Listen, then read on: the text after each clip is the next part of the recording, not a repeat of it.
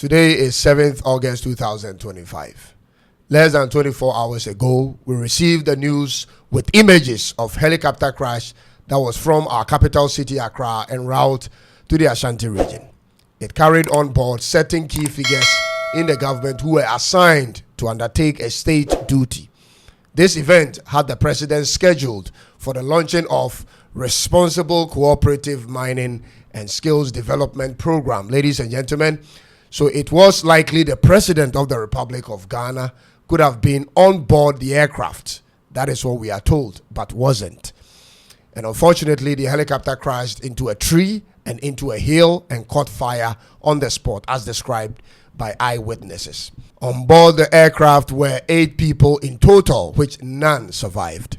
These 8 were Edward Omane Buama, the Minister of State in charge of Defense; Ibrahim Mutala Mohammed, Minister of Environment, Science and Technology; Muniru Mohammed, Acting Deputy National Secretary Coordinator.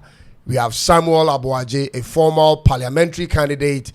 We have Samuel Sapon, Vice Chairman of the National Democratic Congress, the NDC, in Ghana. The crew members who also died in the event were Squadron Leader Peter Bafemi Anala, Flying Officer Manin Chum Ampedu, and Sergeant Ernest Adomensa. Ladies and gentlemen, it is a sad day for the families, the nation, and the government.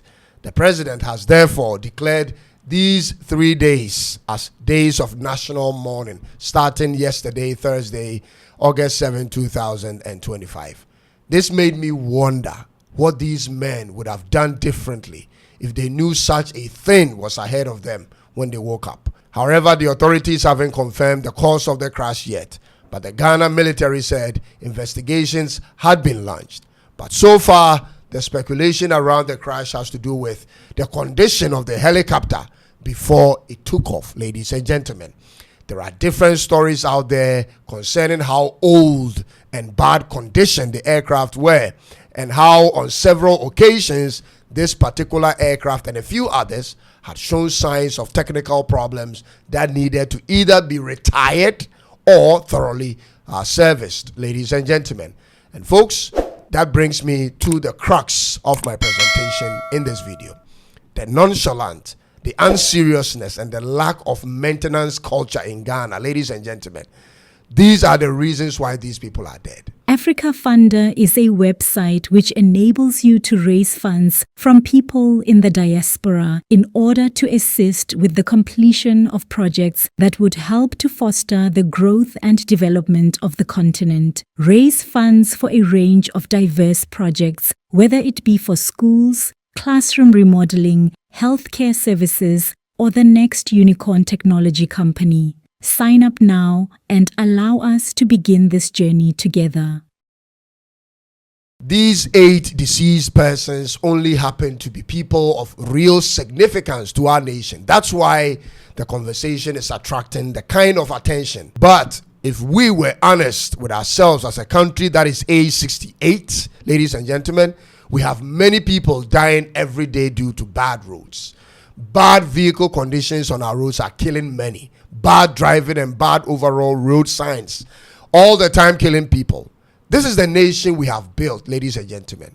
We have used politics to destroy everything in this country that brings about any form of checks and balances.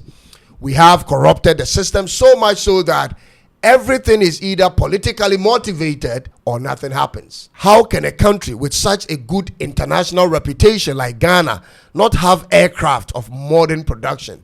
The helicopter they used is pretty old and rusty, we are told. It's called the Z9.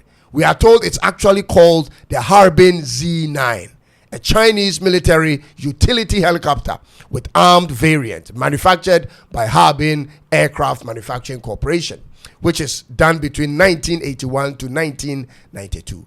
So it's just not a recent engine, and our maintenance culture isn't the best. So you can just imagine the condition it was in before they moved it.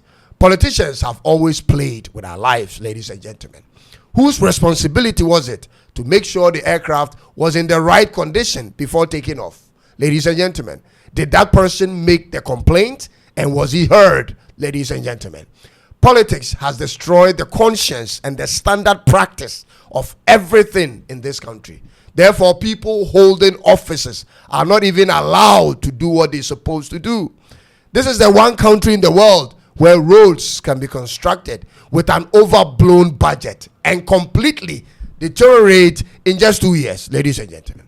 They overquote the money allocated for the project and they don't even care to do it right. And every time there is a change of government, the new administration will disclose how bad and wasteful the old administration was, only to end up doing even worse.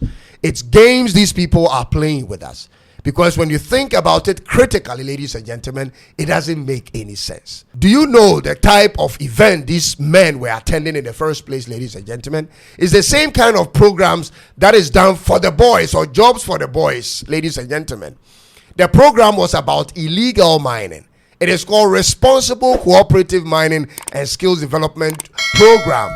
They come up with all these new slogans and programs to sound different from the past administration, but become another means of granting a new group who are usually party faithfuls and their cronies the green light to go and mine, ladies and gentlemen.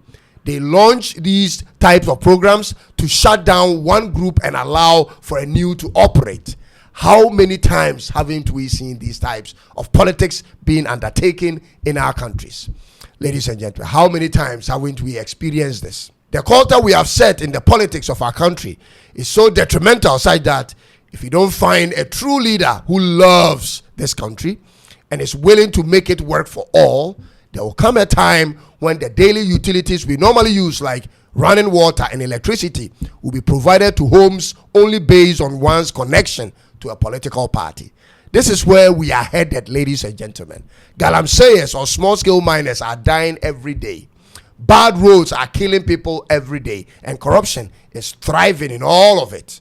Ladies and gentlemen, we haven't built our country correctly. This country has been built on political parties' interests only. Take my word for it. There hasn't been any room for projects based on national interest. That's why the project we undertake in this country hasn't gotten any master plan backing them. There isn't a road map of where we are going, the standard we are maintaining, and when we are going to get there. So everybody does what they think is right. Every political party does what's in their interest, even when it doesn't contribute much to the immediate need of the people. Because if we had a real plan for our country, ladies and gentlemen, the most essential areas will be tackled first. The roads that connect to the farms that supplies us our daily foods are totally unpaved. Farmers experience post-harvest losses every year and politicians don't seem to care. Malaria kills tens of thousands every year and politicians don't give a heck about it. If it isn't going to put money directly into their pockets, they don't really care about it, ladies and gentlemen. You know what I'm saying is true.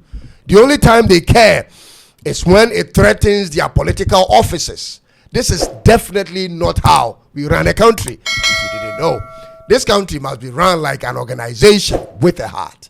The systems of this country must be allowed to work at all times and in all situations. What needs to be done must be done at all times and done properly, ladies and gentlemen. There cannot be room for stealing and misappropriation of funds. There cannot be roads done and gone bad in a matter of few years. That's utter wastage and theft. Maintenance at all levels cannot be compromised. If we continue playing stupid games, we will end up receiving stupid prizes. If you pay attention to the politics, and listen to this, if you pay attention to the politics that will begin around this issue, two things will pop up. Trust me. Blame games will be the first. It will begin, and then an overblown budget will also be announced to replace the aircraft or even acquire more, and nobody will be held accountable for the deaths of these gentlemen. Just keep your eyes and ears to the ground and observe. Politicians will not disappoint when it comes to this. It's just unfortunate that we, the people, have contributed to this whole mess, ladies and gentlemen. We elect the same type of people and hope to see different outcomes. That's what's disturbing the most. If we don't straighten up and act in favor of our country at all times, we will be back here again talking about another type of preventable casualty happening.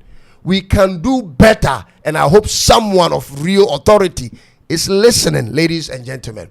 May their souls find peace where they are. God bless you for watching, and I'll see you in the next one. I'm Cyrus, and it is bye-bye for now.